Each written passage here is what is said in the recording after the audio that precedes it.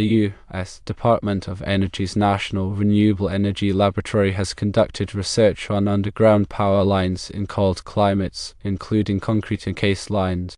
The Transmission, Engineering, Design, and Operations Association has published case studies of concrete encased high-voltage lines installed in harsh environments. When considering concrete cover, the NESC recommends a minimum concrete cover of 3 inches for conduit systems subjected to traffic. However, considering extreme conditions, a thicker cover, such as 6 to 8 inches, should be considered. High-strength steel rebar or fiber reinforcement should be used to minimize cracking and ensure structural integrity. The presence of expansive soil could put additional stress on the concrete casing. Utilize soil stabilization techniques or use non-expansive backfill materials.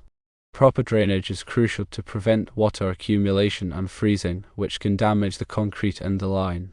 Install drainage systems along the line and at low points. Consider using heat-resistant insulation or self-heating cables to mitigate the effects of freezing temperatures on the line and concrete casing. The concrete casing should be designed to minimize environmental impact, including potential soil contamination and vegetation loss. Use permeable concrete or natural materials in the mix as needed. Installing a concrete encased line in rocky terrain may be highly challenging. Utilize specialized equipment and experienced contractors. Establish a regular inspection and maintenance program to monitor the condition of the line and concrete casing. Consider installing multiple lines or providing backup power supply in case of line failure or damage. Engage an experienced engineer with expertise in high voltage and ground lines and harsh climate applications. Consult with local building codes and permitting authorities for specific requirements.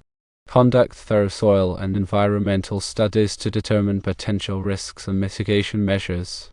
Use high-quality materials and construction techniques to ensure the long-term integrity of the line. Implement a comprehensive inspection and maintenance program to monitor and address any issues promptly.